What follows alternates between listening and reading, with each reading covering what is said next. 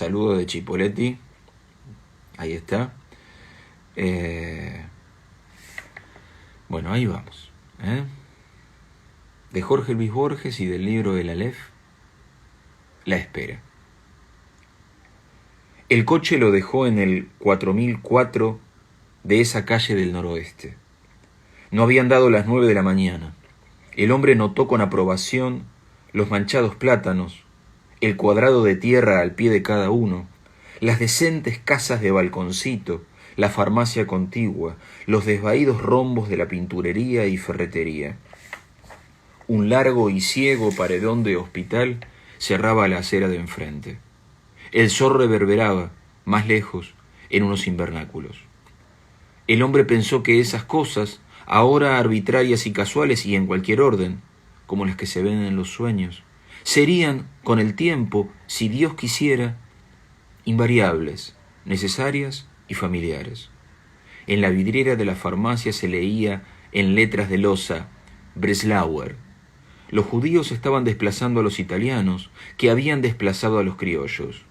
Mejor así. El hombre prefería no alternar con gente de su sangre. El cochero le ayudó a bajar el baúl. Una mujer de aire distraído o cansado abrió por fin la puerta. Desde el pescante, el cochero le devolvió una de las monedas, un vintén oriental que estaba en su bolsillo desde esa noche en el hotel de Melo. El hombre le entregó 40 centavos y en el acto sintió: tengo la obligación de obrar de manera que todos se olviden de mí. He cometido 2 errores. He dado una moneda de otro país y he dejado ver que me importa esa equivocación. Precedido por la mujer, atravesó el zaguán y el primer patio. La pieza que le habían reservado daba, felizmente, al segundo. La cama era de hierro, que el artífice había deformado en curvas fantásticas, figurando ramas y pámpanos. Había asimismo un alto ropero de pino, una mesa de luz, un estante con libros a ras del suelo, 2 sillas desparejas y un lavatorio con su palangana, su jarra, su jabonera y un botellón de vidrio turbio. Un mapa de la provincia de Buenos Aires y un crucifijo adornaban las paredes. El papel era carmesí, con grandes pavos reales repetidos de cola desplegada. La única puerta daba al patio. Fue necesario variar la colocación de las sillas para dar cabida al baúl. Todo lo aprobó el inquilino. Cuando la mujer le preguntó cómo se llamaba, dijo Villari. No como un desafío secreto, no para mitigar una humillación que, en verdad, no sentía, sino porque ese nombre lo trabajaba, porque le fue imposible pensar en otro. No lo sedujo, ciertamente, el error literario de imaginar que asumir el nombre del enemigo podía ser una astucia. El señor Villari, en principio, no dejaba la casa. Cumplidas unas cuantas semanas, dio en salir, un rato, al oscurecer. Alguna noche entró en el cinematógrafo que había a las 3 cuadras. No pasó nunca de la última fila. Siempre se levantaba un poco antes del fin de la función. Vio trágicas historias de Lampa. Estas, sin duda, incluían errores. Estas, sin duda, incluían imágenes que también lo eran de su vida anterior. Villari no los advirtió porque la idea de una coincidencia entre el arte y la realidad era ajena a él. Dócilmente trataba de que le gustaran las cosas, quería adelantarse a la intención con que se las mostraban. A diferencia de quienes han leído novelas, no se veía nunca a sí mismo como un personaje del arte. No le llegó jamás una carta, ni siquiera una circular, pero leía con borrosa esperanza una de las secciones del diario. De tarde, arrimaba a la puerta una de las sillas y mateaba con seriedad, puestos los ojos en la enredadera del muro de la inmediata casa de Altos. Estamos leyendo La espera, de Jorge Luis Borges. Años de soledad le habían enseñado que los días en la memoria tienden a ser iguales, pero que no hay un día, ni siquiera de cárcel o de hospital, que no traiga sorpresas, que no sea, al trasluz, una red de mínimas sorpresas. En otras reclusiones había cedido a la tentación de contar los días y las horas, pero esta reclusión era distinta porque no tenía término, salvo que el diario una mañana trajera la noticia de la muerte de Alejandro Villari. También era posible que Villari ya hubiera muerto y entonces esta vida era un sueño. Esa posibilidad lo inquietaba, porque no acabó de entender si se parecía al alivio o a la desdicha. Se dijo que era absurda y la rechazó.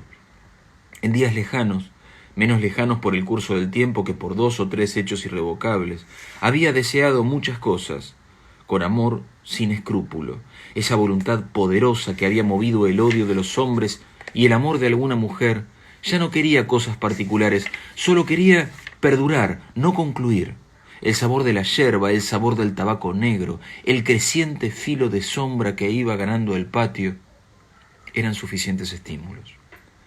Había en la casa un perro lobo, ya viejo. Villari se amistó con él. Le hablaba en español, en italiano y en las pocas palabras que le quedaban del rústico dialecto de su niñez. Villari trataba de vivir en el mero presente, sin recuerdos ni previsiones. Los primeros le importaban menos que las últimas. Oscuramente creyó intuir que el pasado es la sustancia de que el tiempo está hecho. Por ello es que éste se vuelve pasado enseguida. Su fatiga, algún día, se pareció a la felicidad. En momentos así, no era mucho más complejo que el perro. Una noche lo dejó asombrado y temblando una íntima descarga de dolor en el fondo de la boca. Ese horrible milagro recurrió a los pocos minutos y otra vez hacia el alba.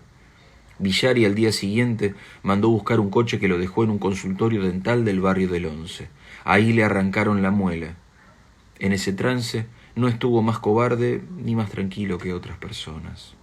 Otra noche, al volver del cinematógrafo, sintió que lo empujaban. Con ira, con indignación, con secreto alivio, se encaró con el insolente. Le escupió una injuria soez. El otro, atónito, balbuceó una disculpa.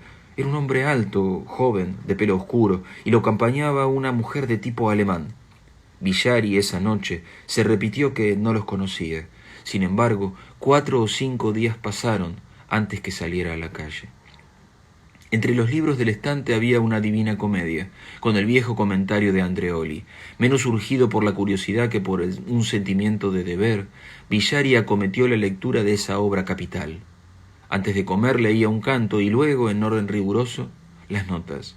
No juzgó inverosímiles o excesivas las penas infernales, y no pensó que Dante lo hubiera condenado al último círculo, donde los dientes de Ugolino roen sin fin la nuca de Ruggieri. Los pavos reales del papel carmesí parecían destinados a alimentar pesadillas tenaces, pero el señor Villari no soñó nunca con una glorieta monstruosa hecha de inextricables pájaros vivos.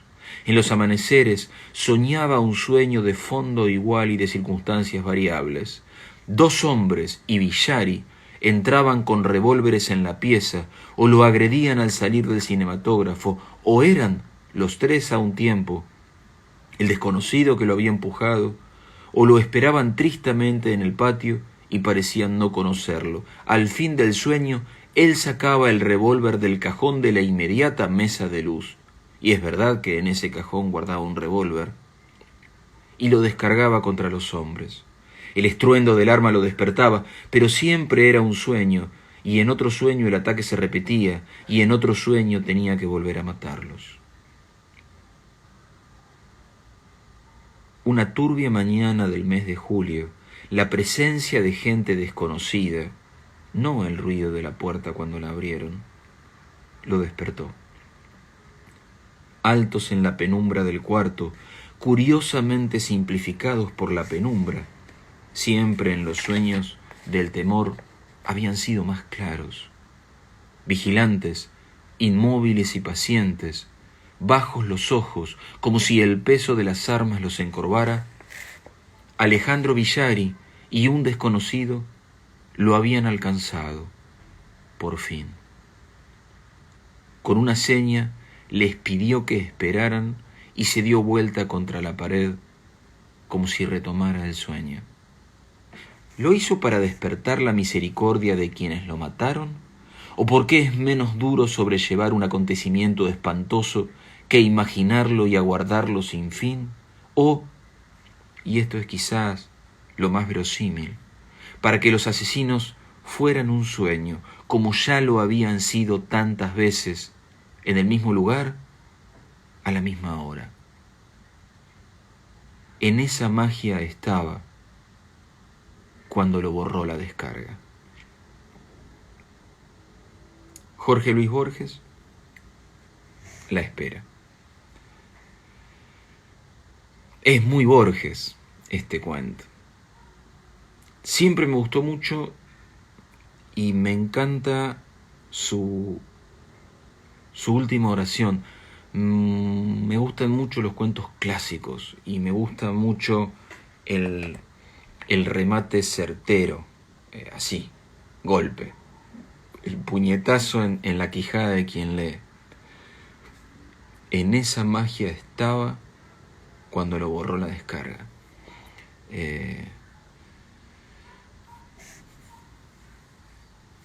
Fíjense lo poco que sucede en este cuento. Un tipo se está escapando, se esconde en una pensión, se va a tener que esconder para siempre, porque si lo encuentra, Villari lo mata. Evidentemente lo traicionó a Villari y Villari se va a vengar. Por eso la referencia a los círculos del infierno de Dante cerca del final. ¿Qué pasa en el cuento? Espera. Este tipo espera. O a que Villari muera y por eso lee los avisos fúnebres, o a que Villari lo encuentre.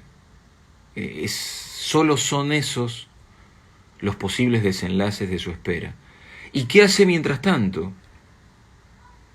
De vez en cuando va al cine,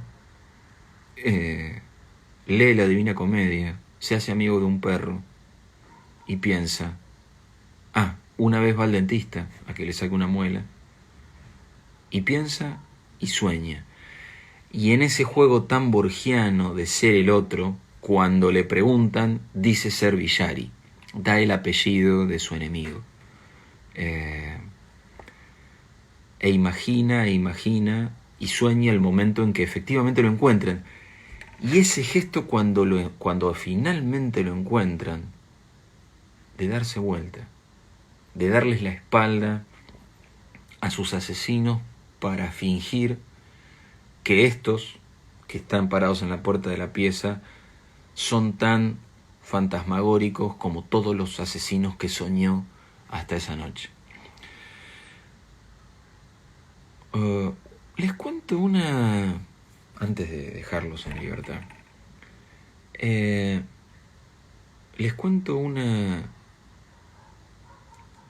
impacto que me generó este cuento a mí. Yo escribí un cuento una vez que se llama Te conozco Mendizábal, que parte de imaginar que Villari no lo mata. Que Villari, una vez dentro de la pieza, siente que matarlo es demasiado poco castigo, que consumar la venganza es finalizarla, que ese tipo torturado que espera que lo maten, la manera de tratarlo más cruelmente es no matarlo, sino obligarlo a que vuelva a escapar, pero que tal vez la próxima vez sí se consume su ejecución. Por supuesto que el cuento no está a la altura ni de cerca de Borges, pero les cuento esto fue uno de mis primeros cuentos y es Te conozco Mendizábal, es el nombre de mi segundo libro de cuentos. Y lo que son las cosas, ese nombre, Te conozco Mendizábal, ese cuento está construido como un monólogo a cargo del asesino o del posible asesino que decide, en todo caso, no asesinar. Ese Te conozco Mendizábal que le dio nombre al libro fue el libro que se topó una vez Juan José Campanella en una librería de la capital, publicado por Galerna, mi primera editorial. Y Campanella, que no me conocía, año 2001, 2002, no me conocía nadie, ni yo mismo, dijo, Te conozco Mendizábal, lindo título, voy a comprar este libro.